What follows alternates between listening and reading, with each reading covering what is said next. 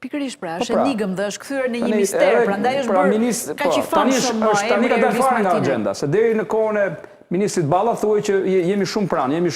Kurse tani nuk përmendet më fare. Konkrete. Ka pasur patjetër veprime njerëz, persona që janë pyetur. Po fakti që nuk po veprojnë më çfarë tregon, që kanë hequr dorë nga. Jo, nuk po themi që nuk është konkluduar, që janë dalur veprimet, por fakti që nuk është konkluduar në diçka konkrete apo fakti që nuk ka një vend ku të kërkohet në rast se ky person është vrarë dhe më pas është groposur, por të gjitha këto kanë qenë aludime, në kuadrin e aludimeve. Asnjëherë policia nuk ka patur një provë për të shkuar diku dhe për të dhënë qoftë edhe një informacion sa më minimal për fatin e këtij personazhi të njohur në botën e krimit, por edhe një personazh i cili ka krijuar shumë bashkime mes politikës edhe krimit të organizuar. Okej, Muzhaqi. Si e shef këtë ngjarje? Pse tani? Po ne po bëjmë analiza mbi përvojën tonë, domethënë, përvojë profesionale, akademike dhe nga pozita në cilën ndodhemi. Po nuk mund të ndodhemi kurrë në pozitat e atyre që i ka razjarrin në shtëpi, domethënë, familjarëve. Nuk ja dim ç'lidhje kanë familjarët me zhdukjen e Ervis Martinajt para zhdukjes dhe si kanë vazhduar pas zhdukjes. Nuk e dim edhe me çfarë mentaliteti, që ato nuk kam se ta shprehen. Mendojnë edhe veprojnë. Janë panjohura për ne. E parë kështu thjesht fare, domethënë kjo është një shkresë, një kërkesë që duhet kesh informacion ligjor, që ta perceptosh që duhet bërë, duhet kesh informacion ligjor që ta përpilosh si të tillë, edhe pastaj ta drejtosh në autoritetet përkatëse. Nuk e di se sa informacion ligjor ka zoti Mustafa Martina për këtë.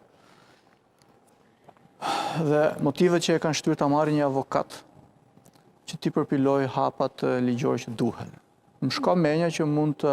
Ndarja e pronave që thot Karamuço, çështjet e pasurisë. Patjetër. Mund të jenë arsye. Patjetër, po më shko menja që një nga arsyet e tjera që nuk është përmend mund të jetë që mund edhe dojë tregoj që vazhdojmë ne.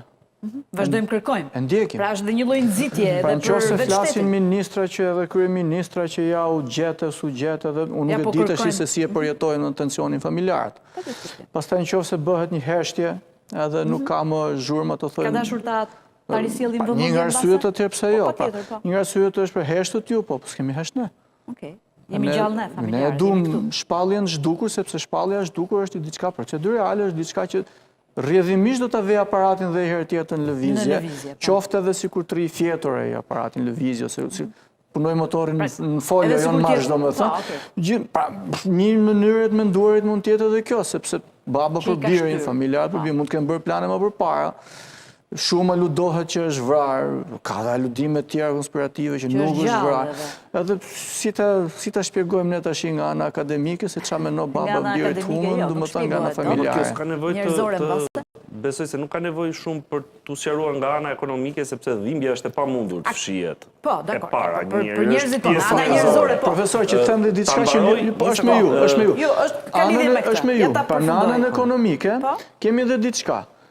Personazhet të kësaj natyre nuk i kanë me tapia dhe në emrin e vet apo që detyrimisht familja të kërkojë të përfitojë, le të themi ato asete që mbesin pas vdekjes. Është procedurë standarde, është i ka ardhur afati dhe është diçka që duhet ndiqet juridikisht, po kisha dhe diçka tjetër që me aq sa kam ndjekur unë kronikat ato, nuk janë një familje e zakonshme, pra janë një familje që kanë mundësi financiare.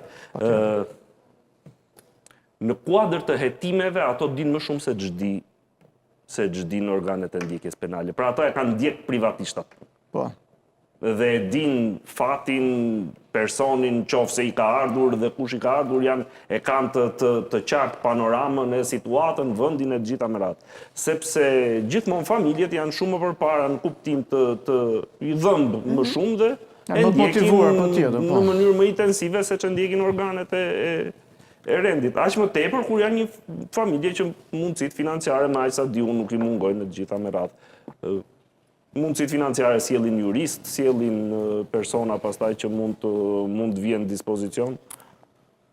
Okej, Merin, gjithsesi është rastësi që kjo kërkesë bëhet në momentin që ose pak ditë pasi është arrestuar Aldo Avdyli, i arrestuar në 14 tetor, mos gaboj, të këtij viti të 2025-s.